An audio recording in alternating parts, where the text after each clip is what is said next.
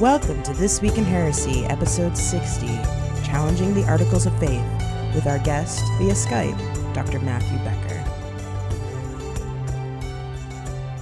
Hey, Matt, welcome to This Week in Heresy. Hi, Gina. It's good to be here. So, for those who don't know who you are, could you introduce yourself and talk a little bit about who you are and what you do? Sure. Well, my name is Matthew Becker, and I'm a professor of historical and systematic Christian theology here at Valparaiso University in Valparaiso, Indiana. I've been here now for 11 years. Before that, I was a professor at another Lutheran university out in Oregon. I have a wife and son. We live here and are happy to be here. I teach mainly courses in modern systematic theology. My doctoral dissertation was on a 19th century thinker, so I do tend to focus on 19th and 20th century theology, but I also teach courses in contemporary issues as well.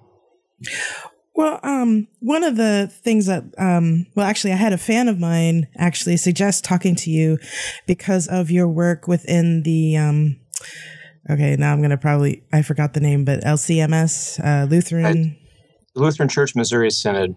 Right. And specifically around ordination of women and some other things that I saw on your website. Could you talk a little bit about that? Sure. Ever since I graduated from the University of Chicago back in the late 1990s, it seems like people in the church body to which I belonged up until this past summer were taking positions, at least some of them were taking positions that I thought were less than supportable. I was called to Concordia University in Portland, Oregon, to be a part of the theology faculty there, which I happily did because that was my alma mater. I was happy to go back to Portland, one of my favorite cities. And it just so happened that our department was interviewing for a position there. And we interviewed several candidates, and it just so happened that one of the better candidates was a woman. And so we proceeded to interview her, and we're planning to extend an invitation to her to join our faculty when we were informed by the president of the Lutheran Church Missouri Synod at that time that we could not do this because she was a woman. This came as a little bit of a surprise to us, and so I, being the junior member of the department, I was asked by my dean to prepare a paper on the question of whether or not a woman could teach theology at an institution of higher education owned and operated by the LCMS. So I did this, and in my research, I concluded that there's nothing that would prohibit a woman from teaching theology. So that paper got shared with some other people, and over the next couple of years, I guess I developed a reputation in the LCMS of being one of the few teaching theologians to raise questions about the church's position on women. And over the next couple of years after that, came to the conclusion that not only does God allow women to teach theology, I think the Holy Spirit gives women to be pastors and full participants in the leadership of the church as well. The person that we interviewed, that woman, was given the position. She joined our faculty, and it wasn't just because of my paper. We had to actually change her title at that time to sort of appease the powers that be. So in the 1990s, when I was on that faculty, I guess I developed a reputation of being one of the few theologians to question the church on this particular issue. But in addition to that one, I also was invited to be a co-teacher of several courses in science and theology. The dean of the arts and sciences there at that school is a microbiologist, and he and I became friends and decided that we would offer some seminars on such issues as evolution, homosexuality, the environmental crisis. Oregon at the time was debating physician-assisted suicide, so we offered a course on that. So I really enjoyed teaching those courses with him, I learned a lot and was happy to be a part of the conversation about these different issues. But in the process, I did write an essay in response to the LCMS's position on creationism and evolution, and published that. It was entitled "The Scandal of the LCMS Mind," which is a bit of a ripoff on a book that I had read at that time by Mark Noll, "The Scandal of the Evangelical Mind." I came to a position very similar to Mark Noll in his book, and wanted simply to raise the question of whether, going forward, six-day creationism is really the best position for our church body to maintain. I knew that the position I was arguing for marked a departure from the church's historic position, but the history of Christianity is, chock full of of that kind of thing. So I just felt like I was continuing the Lutheran tradition of raising questions, and Martin Luther in the 16th century had some pretty important questions to raise to the church of his day, and I felt like maybe in my own small way, I'm not Martin Luther by any means, but in my own small way, I could do the same. So it over the next several years, people in the church body leveled accusations against me. Some of them were informal and more personal, just in private conversation. Others were more official and formal. And two in particular, one dealt with the issue of women's ordination, which I do in fact favor, and the other dealt with science and theology, focusing on my support for open conversation about the natural sciences and Christian theology. So that's it in a nutshell. More than you wanted to hear, probably. Well, no, actually, it like I'm just thinking, yay, it fits under the title of my podcast, But I did read that they did actually kick you out. Is that correct? Right. Since 1999. I added these up the other day. Since 1999, I have had 5 formal charges of heresy leveled against me, or as we put it in the Missouri Synod, advocacy of false teaching. And the first one dealt with this issue of science and theology, particularly evolution and creationism. It was brought against me by a pastor whose daughter had been one of my students at Concordia, Portland. This was a pastor in the district out there, which comprises Oregon, Montana, Washington, Idaho, and Alaska. So he brought this charge against me, and it went through a lot of hoops. A lot of different adjudicatory bodies addressed his accusation against me. And eventually I had to actually prepare a defense in front of a 5-person panel, which I likened to a kind of heresy trial. Mm-hmm. They didn't have pitchforks, and that there wasn't a pile of wood outside the building where this trial took place. Didn't have to worry about loss of life, but I could have potentially lost my job if I had been found guilty of advocating false doctrine. That adjudicatory panel, after several months of deliberation and many, many hours of dialogue among themselves, not to mention about 20 hours of testimony from this other pastor and myself, concluded that I was not guilty. So that was a pretty lengthy process. It took a lot out of me, my wife and son. He was not that old at that time, but my wife certainly was not happy with how this action took place. But I was pleased at the end that I was exonerated and move forward. So that was the first really big trial.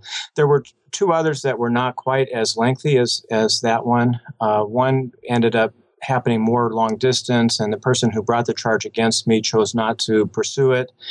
The president of the LCMS at that time, who was fiercely opposed to me, as were his immediate advisors, died. And so that, in a sense, ended this other charge. But then there was yet another person that was a pastor here in Indiana who read some things that I wrote, and I perhaps made the mistake of going to his blog site and typing in some responses to things that he was saying about me and my teaching, and that led him to file a formal charge against me. And this time the issue was women's ordination. For the one I was referring to before dealt with evolution. This more recent charge, again, just ended up being a several-year-long process. I won't go into the nitty-gritty details, but once again, I had to defend myself, and I was actually serving as a pastor of a local Lutheran church here at the time. Their pastor had died suddenly, and so they knew of me because I had filled in for him before he died. And I ended up serving them here in Indiana for just about 4 years. So almost the entire time that this other charge was being adjudicated and addressed, I was serving this relatively small congregation up in Michigan City. And I'm also serving full-time here at the university. In some ways, that activity, the fact that I was serving as a pastor, I was preaching 3 times a week, teaching confirmation class, I was teaching Bible class on Sunday morning. Many of the people there wanted me to be their pastor. They wanted me to accept the position, but I told them I really felt that I was called to continue teaching here at Valparaiso University, and that I couldn't do that. But that their testimony about me, or their witness about me, I think was significant, because it let the local district president here, who has some responsibility for all of the churches, LCMS churches in Indiana, he felt comfortable allowing me to continue there. And he himself told me that he was not convinced that I was advocating heresy or advocating false doctrine. And I was very upfront with the leaders of that church about my views. They knew that I was not a six-day creationist. They knew that I supported women's ordination, but I didn't make it a big deal up there. After all, they were grieving the death of their pastor. I didn't want to stir things up more, and I wouldn't have done that anyway. But in any case, that charge also eventually was decided in my favor. And I was happy about that, obviously, but once again, it was a long process, and it took up a lot of time and a lot of energy. So then, this past year, just a little over a year ago, another pastor from Montana read one of my essays on science and theology. And this particular individual is a fierce opponent of anything supporting evolution. He's a six-day creationist, and was disturbed that I was still on the clergy roster of the LCMS. Felt that he had an obligation to do what he could to remove me. So he did finally file a formal charge. Again, the issue was evolution and creationism.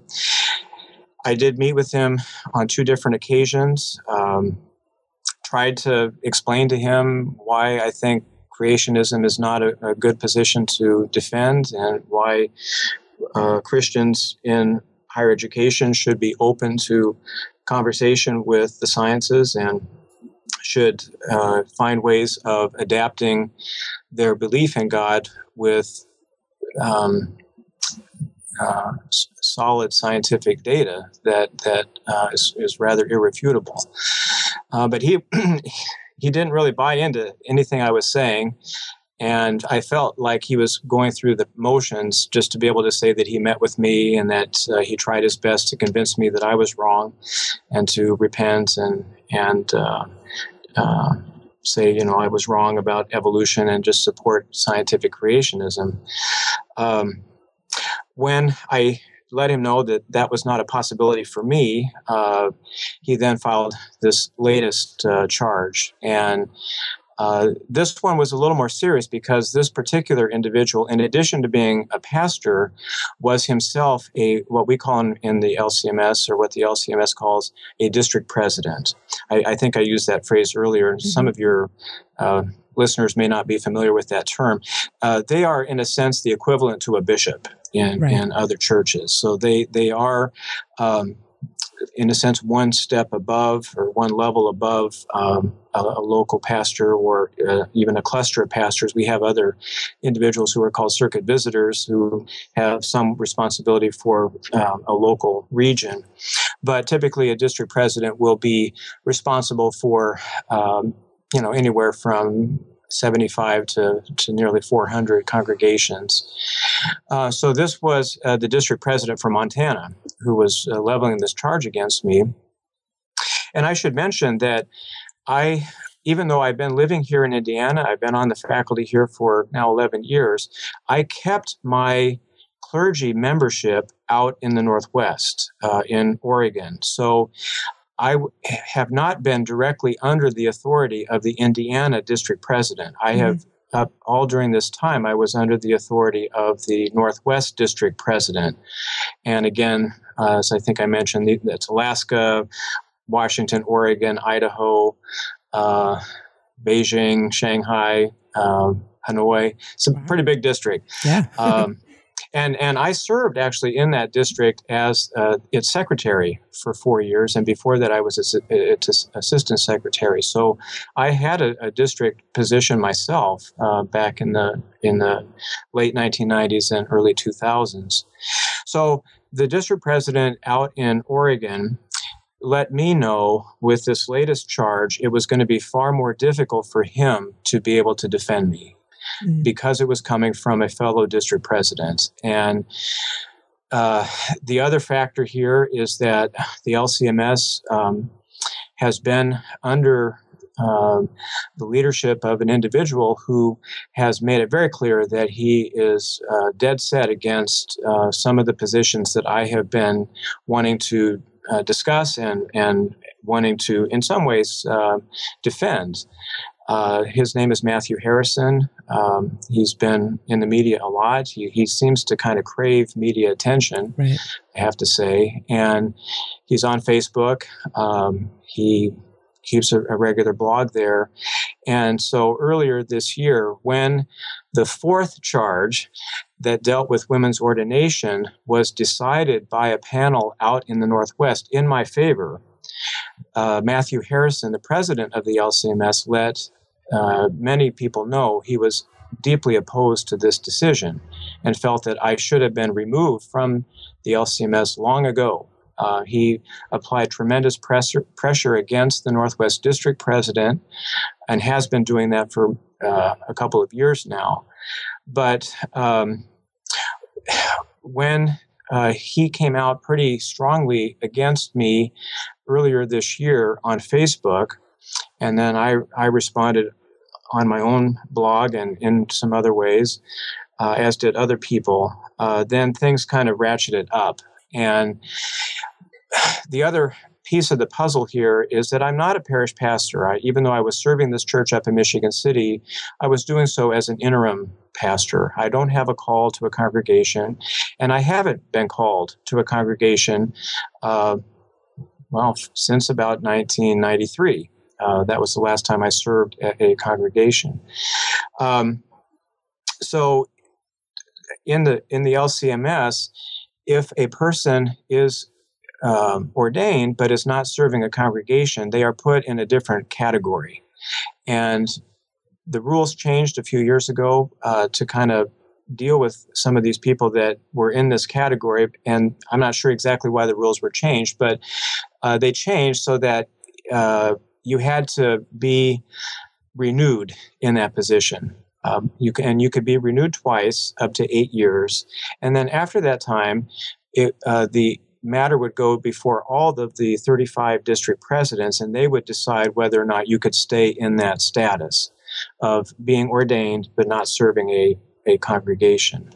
So that was the position I was in, and I had already filled out the 8 years. And so my case, so to speak, was going to be brought before the Council of Presidents, the district presidents in this church body, probably early in 2016 or sometime in 2016. And my district president was convinced that there's no way, given the present situation of the LCMS, that I would be renewed, in which case I would be removed from the clergy roster of the church body. Things could have played out. I could have dealt with this latest charge from this Montana district president, but in conversation with my wife and my son, who's now 16, and some trusted friends here at Valpo and some other people I know across the country, I just felt, I've gone through this now a couple of times. It's not a pleasant experience. It takes up a lot of time and energy. I would rather be focusing on my students and my academic work here.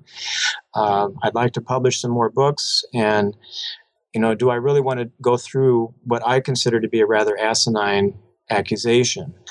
And so I chose not to appeal my expulsion. So I'm kind of getting ahead of myself here, but what happened earlier this year, my district president out in the Northwest told me by telephone that he felt constrained to go ahead and suspend me, which is the initial step before expulsion. And I understood the reasons that he had for doing this, and I, accepted them. I then had a certain amount of time to appeal that decision. And if I chose not to appeal that decision within 2 weeks, then I would automatically be expelled. Mm-hmm. So that's what happened. My district president suspended me. He felt that the charge that was coming from this Montana pastor and district president was significant enough that, and also the fact that he was getting pressure from President Harrison, felt it was important that he take some kind of action against me. So that's what happened. I was officially expelled from the clergy roster of the LCMS on July 15th of this year. And I made it known to my district president, or former district president now, and to other people that when I was expelled, then my family and I would be leaving the LCMS altogether and would be joining the Evangelical Lutheran Church in America, which is the other main Lutheran church body here in North America. Right. Yeah, I'm familiar with them because I went to PSR and Holy Hill and all that. So okay, I'm so part Lutheran of the consortium Church there, right? Yep. So Pacific Lutheran is Lutheran Seminary. I know is there. Absolutely. It's listening to your story. It just seems. It boggles my mind. I mean, I come from a very progressive background, a very progressive side of the street religiously. And so it just seems really sad that there's no room for different ideas in an evolution of process and thought process where, to me, it seems like, especially in early Christianity, that's kind of how it was. The beginning years, it was all an evolution of like, how does this Jesus thing work? How does Jesus's messages work for the people? And so it just seems very sad that, you had to go through that entire process because people weren't open to evolution, a shift in theology. Yeah, it doesn't make sense to me either. As you know, the Protestant Reformation began in a university with an assistant professor of the Bible raising questions. And that was not unique. University professors, going back to the earliest universities, had raised questions. And the universities have always been places for debate, for vigorous discussion. Now, it's true. We know that if you were convicted of being a heretic, you would lose your life, and all sorts of things would, come against you. Thankfully, we don't do that anymore, or hopefully we don't do that anymore, at least in this country. So for me, as a Lutheran Christian, I was frequently making appeal to the example of Martin Luther, who had lots of flaws. He's not a perfect individual by any means, and took positions on some things that are rightfully condemned today. But his spirit of debate and the need for openness, an open place for debate and dialogue, I think is one that should be furthered even in our own time. And in the subsequent history of Lutheran Protestantism in Europe, the idea of academic freedom became really important. In fact, you can make a case that, at least in some small way, Protestantism in Europe furthered this idea and helped to define what we mean when we talk about academic freedom. In the Lutheran Church Missouri Synod, there really is not academic freedom in this sense. Many people today, and I think going back through the decades, have seen the 10 colleges or 10 universities in that church body not really to be places for debate and open discussion, but rather to be places of promulgating the LCMS's positions and sort of fostering this idea of propaganda. And for anybody to raise a critical question about the Synod on something like evolution and creation, in their minds, is doing exactly the opposite of what they want these schools to do and be. So I've been somewhat frustrated in the LCMS higher education system because I felt like they really were undermining the spirit of Martin Luther himself, and debate was stifled, and pressures were applied to people like me to get out or to leave. In my case at Concordia Portland, when my contract came up for renewal, my case was almost always pulled aside, and the board of that university spent time debating whether or not they should renew my contract. And by the way, that school used to have tenure, which is a very important component of academic freedom, but they did away with it and replaced it with a system of 3-year rolling contracts. So even people who had taught at the school for a decade, like I had, and had risen through the ranks to become a full professor, still would have to have their contracts renewed by the board. So that was partly why I chose to come here to Valparaiso University, which does have tenure and which does support this idea of academic freedom very vigorously. We're an independent Lutheran university, the only one in the country, and I think the ideals of Luther and his call for debate are ones that are definitely defended here. But I have to say, at least during my time at Concordia Portland, I didn't always feel that that was the case. Now, among the faculty, there's strong support for academic freedom, and at least there was back then. I think there still is today. I'm still friends with many of the faculty there, and I think even among some of the administrators, there's the same concern. But whatever concerns they have in defense of academic freedom are, in practice, stifled because of the church body's position. Technically, anyone who teaches in the science departments at any of the Concordias is required by church bylaw to teach creationism and to be critical of evolutionary theory. I know for a fact that that doesn't happen. I know for a fact that in several of the Concordias, science teachers teach modern evolutionary theory. They are up to date on the natural sciences, and they teach them as they should be taught. But they keep their heads down. They don't publish or write, like I made the mistake, I guess, of doing. And they focus primarily on the classroom. But they're, in a sense, going against what the church body itself has said in convention, because the church body has made it very clear that, they don't want evolution to be taught. They want creationism to be taught and defended. And they want, if evolution is taught, they want it to be taught in such a way as to show that it's not a plausible theory. I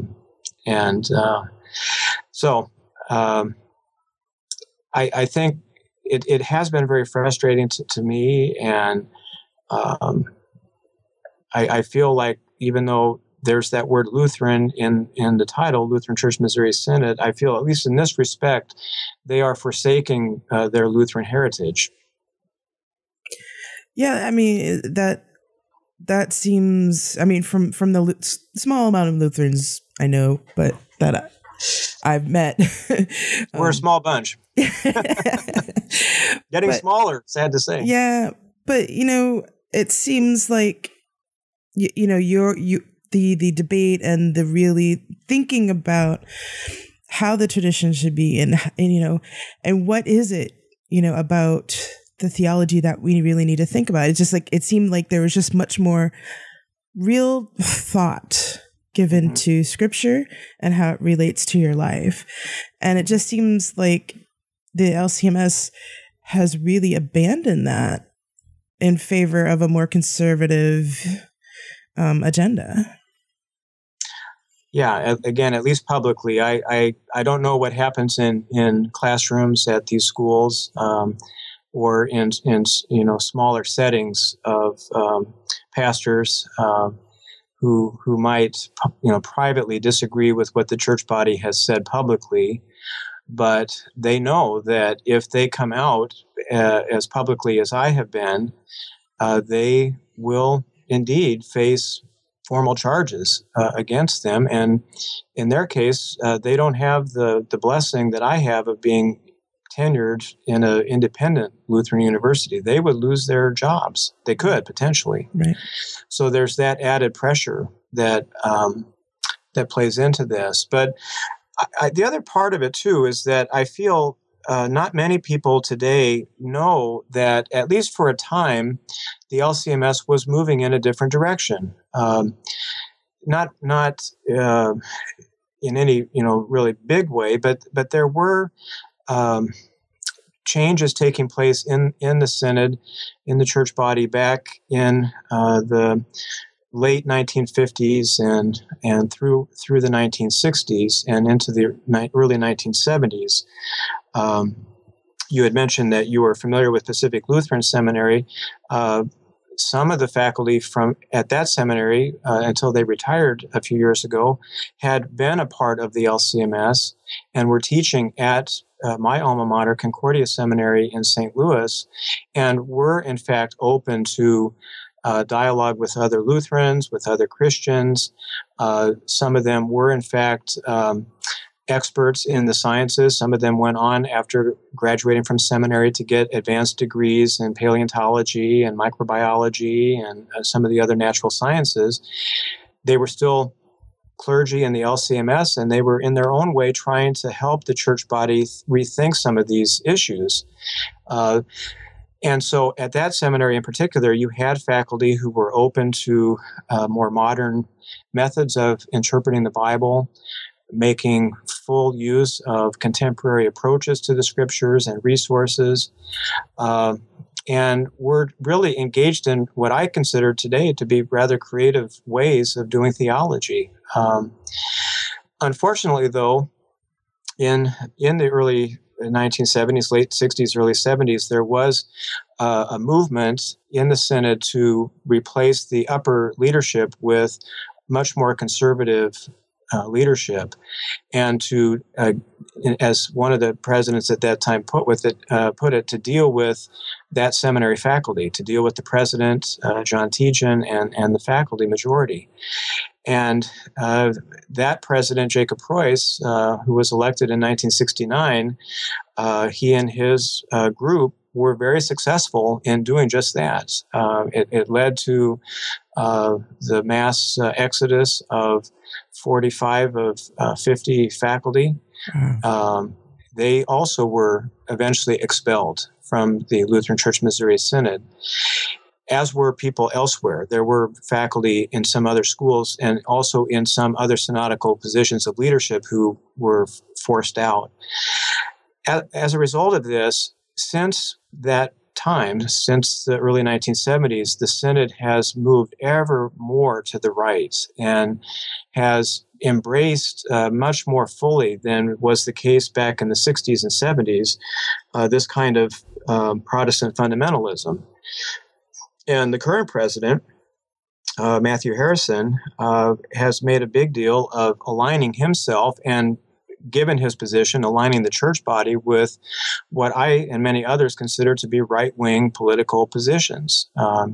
He has been very vocal in his opposition to same-sex marriage.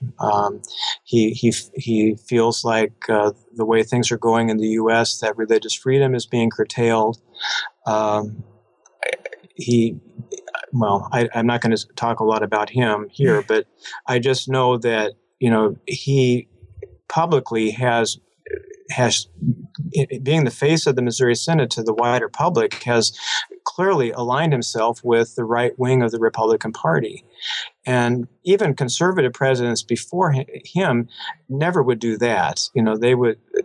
And so I just feel like, in some ways, the Missouri Synod of today is religiously reflecting right-wing Republican Party positions, and then that's a part of this story as well, because those are not my positions. I having lived in Oregon, my family's moderate Republican, but I have always been, at least since I have voted, kind of a centrist Democrat. And I'm actually leaning toward taking Bernie Sanders quite seriously this year. So, but in any case, I'm politically, I'm at odds with the leadership of the Synod, and that has fueled my frustration. Yeah, I bet. And there's a question that I think a lot of people have for people like you who stay in a tradition for a long period of time before leaving it. Like what you're fighting against this adversarial leadership. What made you stay as long as you did? Well, that's a good question. I'd like to think it was the Holy Spirit. She seemed to be keeping me there for whatever reason. But there are a lot of factors, some of which I'm not really fully aware of, and some of it may even be irrational. Mm-hmm. But I was baptized when I was 20 days old by my grandfather, who was a Lutheran Church Missouri Synod pastor, who just so happened to be serving as a vacancy pastor in the congregation where my parents were members. Mm-hmm. And so, it's kind of cool to think back that my grandfather baptized me. And apparently on the day that I was baptized, when I was 20 days old, mm-hmm. he said to everybody, this grandson of mine, I was the first grandson in the family, he's going to be a pastor. Mm-hmm. And my grandfather's older son, my uncle, Bob Becker, was also a Lutheran Missouri Synod pastor in Oregon, and then he served out his ministry in Louisiana, in Slidell, Louisiana. So it was in my family. I was third generation, and all growing up, whenever my grandfather would introduce me to other people, he would say, "This is my grandson, Matthew. Oh, by the way, someday he's going to be a pastor too."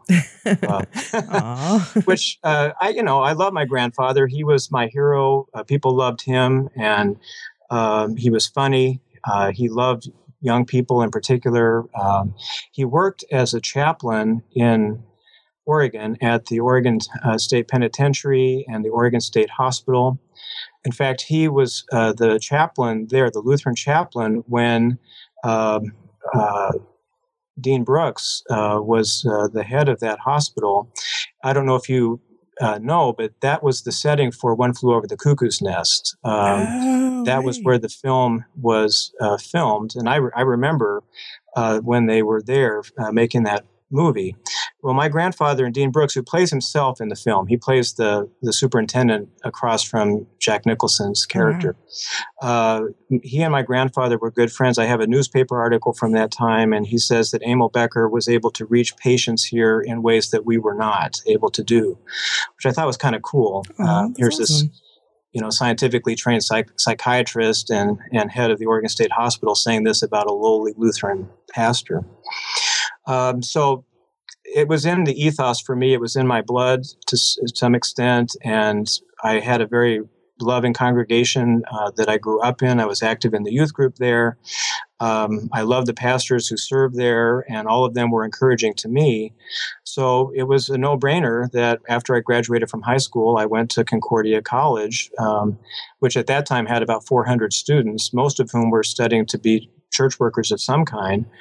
And the faculty at that time reflected the spirit of the LCMS that I was describing to you before, right, from the 1950s and 60s. They embodied that new critical spirit. They were wonderful teachers. I get kind of emotional when I think about it, because they really were tremendous people and teachers, and I learned so much from them. And so for me as a college student, at a certain point, I thought, well, maybe I would be like they are. Even if I'm a parish pastor, I hope I would embody their spirit, their love, their compassion, their intelligence, and their creativity. So I knew from college that at least there, the Missouri Synod was different from what I experienced later. When I went to seminary in St. Louis, this was after that terrible crisis in the 1970s when most of the faculty were forced out and replaced by more conservative individuals. I knew that at least out in Oregon and out in the Northwest and out at Concordia, Portland, there was this other Missouri Synod. There was this other mindset. And I thought, well, okay, I'll get through seminary and then I'll head back.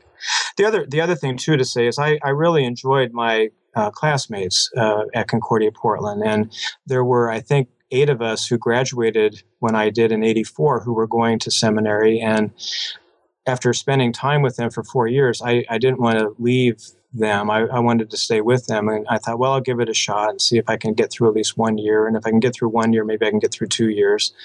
And so that's what happened. Mm-hmm.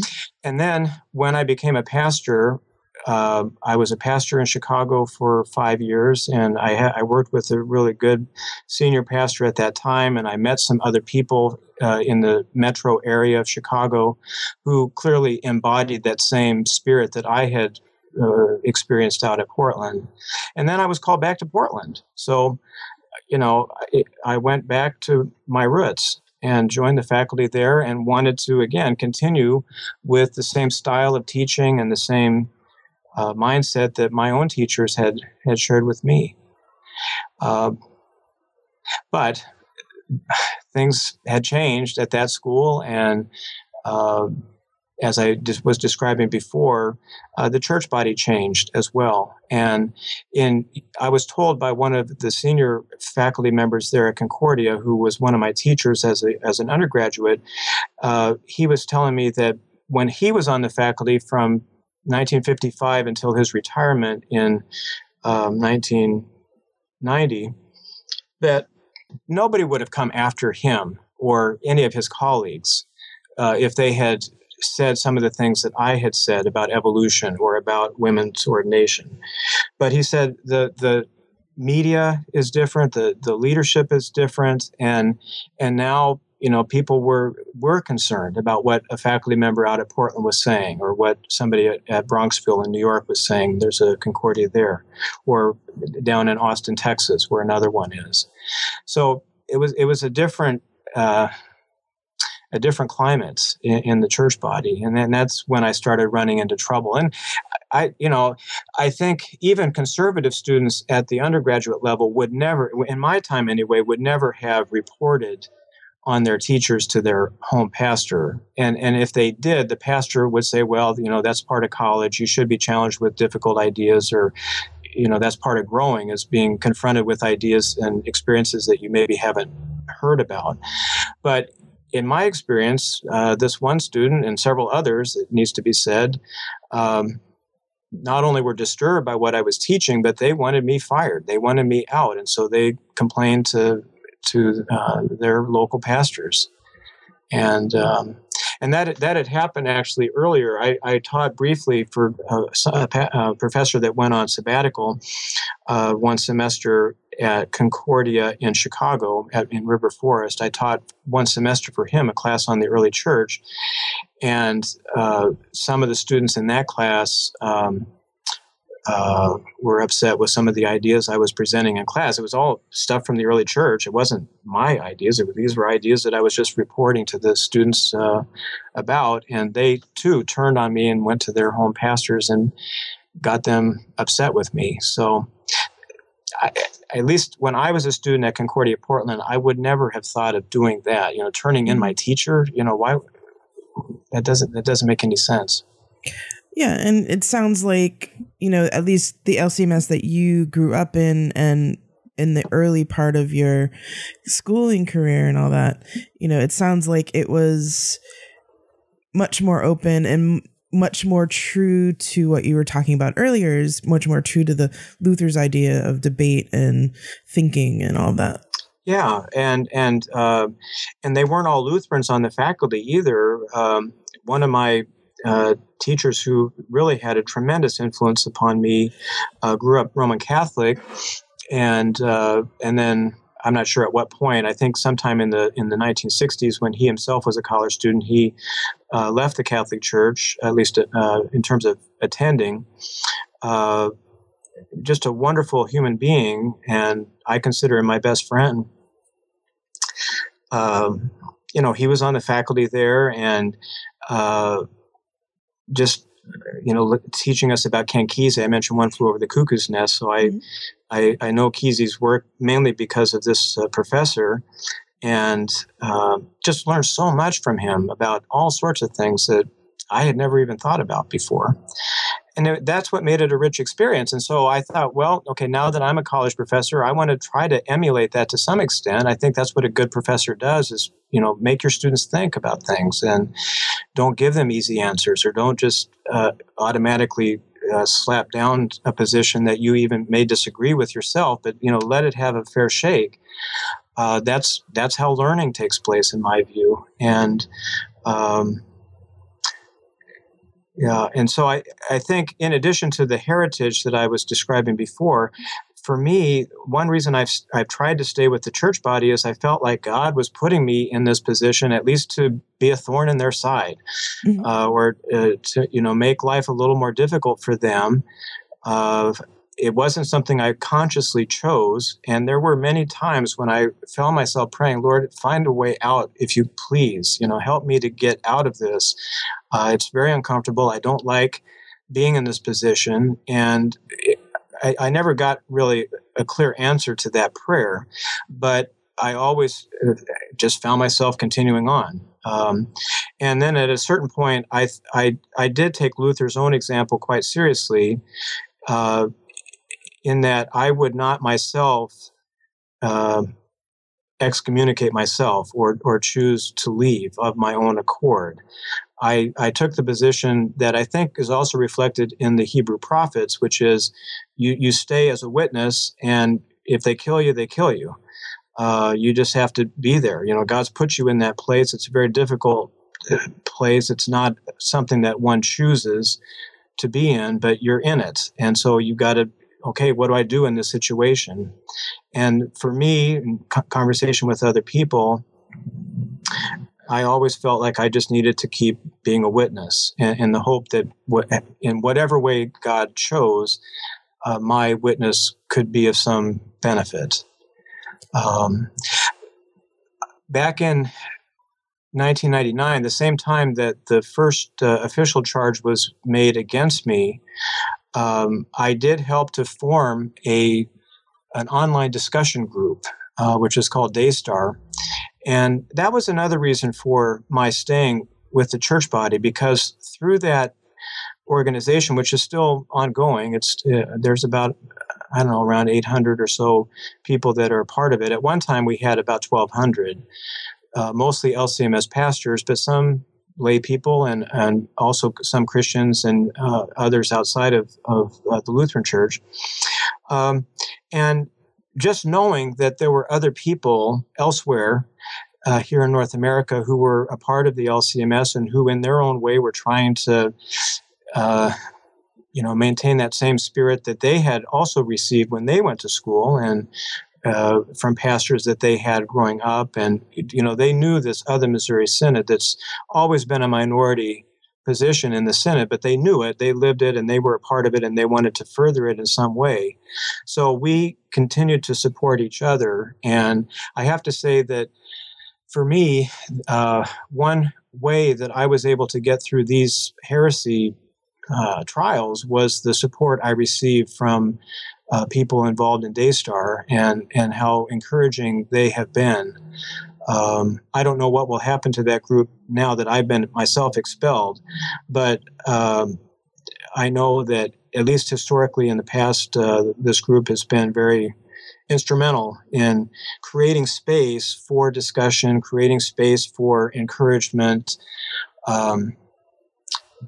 Hans-Georg Gadamer, a German philosopher, talks about the need for free space in a university. There needs to be free space for free exchange of ideas and viewpoints. And I think the church is the same way. There needs to be free space. There needs to be a way for people to exchange ideas and perspectives that's not threatening, that's not abusive, that's not damaging. And sadly, that free space in the Missouri Synod of today seems to be getting smaller and smaller. It's shrinking. But Daystar is one of the places where there is this at least a little bit more free space.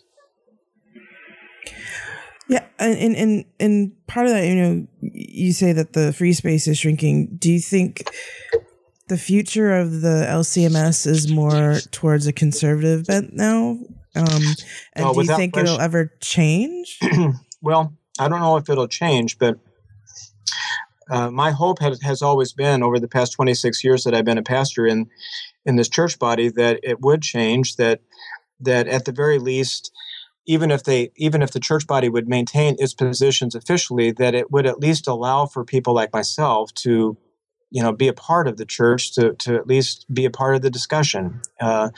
But at least what's happened to me this year and what's happened to some other people in the past would suggest that, the Synod is not going to change anytime soon. And if anything, I think my expulsion has probably ushered in a period of even greater shrinkage, because, as I say, who among the clergy of the LCMS today is going to speak out? It's not, maybe some retired pastors would, but even they probably don't want to put themselves through a heresy trial, which would happen within the current LCMS. So it doesn't bode well. I'm not a prognosticator, though, so I can't say. Miracles, I believe, happen. So who knows? Yeah, well, maybe Spirit will take the situation and turn it on its head someday. And I guess that's what we could pray for, right? We can pray for that. My detractors would say that they are the ones that have the Spirit on their side, and they see me as countering that. All you have to do is do a Google search on my name, and you'll quickly see how angry some people are with me. And I actually did that search, so it's like, probably wow. Some of the strong language that's been used against me, at least I consider it to be rather strong language. That I'm Satan, or that I'm on the side of the devil, and that I need to repent. It's hard not for me to think that these people are rather self-righteous in a way that I think Jesus himself would be upset with. Yeah, I mean that's what I when I read these things, it's like, what about the whole love your neighbor thing? I mean, I know that's in there. It's in one of the four, I'm sure. Yeah, it's there. Well, it's in the Hebrew Bible as well. It's the greatest commandment according to Jesus. So Well, they would probably say that they're doing the loving thing by expelling me, because they're protecting young minds. They're protecting the flock from what they consider to be false ideas. I mean, I suspect that's what they would say. In earlier generations, they burned heretics, again, as and they did all sorts of terrible things to them. And I don't want to say too much here, but you kind of, when I read some of this stuff earlier this summer and stuff I've read in the past, you kind of get the idea that some of these people are disappointed that you can't burn heretics today. That if they could do it, they might actually try to do it. Yeah. And it's, it just seems, yeah, I think you're right. I mean, just some of the things you read is you just kind of look at it like, what planet are you on? It's kind of like, wow, do you really want to do that? I mean, is it that bad to have to be challenged in your faith? Yeah. Well, I think too, I mean, we're living at a time when worldwide the numbers of people who are killed every day because of religious belief, it's shocking. Mm-hmm. It's shocking. And, I don't have an answer for what's going on in other parts of the world where people literally are being killed because of their religious convictions. And the people putting them to death are religious people, by and large, who have their own convictions as well. It's really scary. So to me, it's all the more reason why I think Christians in particular should be concerned about making sure that even if you disagree with the person about an idea, that you love that person and you show respect and you show sympathy and civility, some of the basic virtues that I think any human being should support. So when you don't see that, when you see opposite behavior within your own church body, it's really, really discouraging. I grew up Catholic, so I've seen a little bit of that myself. I mean, I was lucky, like you, in a lot of ways. I was lucky to grow up in a very progressive church, and that had women had girl altar servers and things like that. Yeah. So, yeah.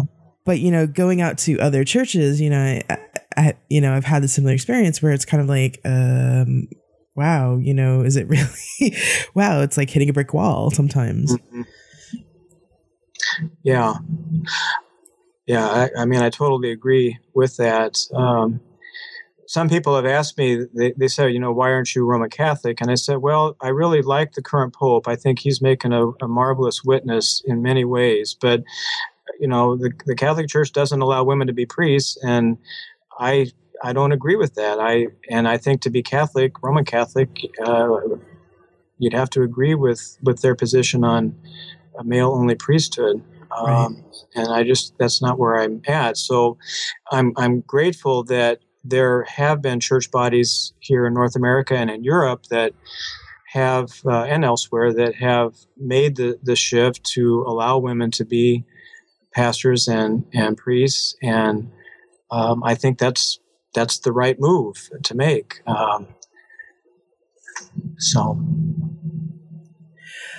Well, I think that's fantastic, being a pastor myself. But unfortunately, I know we could probably talk more, but we are running out of time. So, okay. If people would like to get in touch with you to talk more about issues, or if they're Lutheran and they want to talk about, if they have a need, if they're in the Missouri Synod or something, and would like to talk to somebody about their beliefs because they're similar to yours, that kind of thing, what would be the best way to get in touch with you?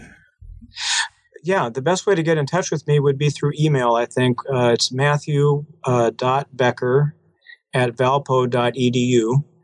Matthew is with 2 T's. Mm-hmm. I should say that since this story broke in the national media, initially through the St. Louis Post-Dispatch newspaper, and then it was picked up by the Washington Post and Kansas City Star and a few other newspapers, I have been inundated with lots of emails, which I'm happy about, but it's taken me a while to reply to each one. So if people do send me a message, I can't promise that I'll get back to them within 48 hours, but I'll try to get back, within a week or so. But it has been encouraging for me to receive email support from not just people within the LCMS, but people from around the world who somehow have heard about this and just, wanting to send me a simple message of support or letting me know that they're praying for me. And it really has meant a lot to me to receive that kind of communication. So I certainly welcome people contacting me, and I think email is the best way. All right. Well, we'll definitely have that in the show notes. And thank you so much for being on This Week in Heresy. Well, thank you for inviting me, and it was a pleasure to talk with you today. Thank you. I'd like to thank Matt for joining us on This Week in Heresy. You can subscribe to This Week in Heresy via iTunes or the Stitcher app, or follow us on Twitter at TWIH Podcast. You can also financially support this podcast through patreon.com. Thank you very much for listening, and if you have any questions or comments, feel free to leave me a message at thisweekinheresy.com.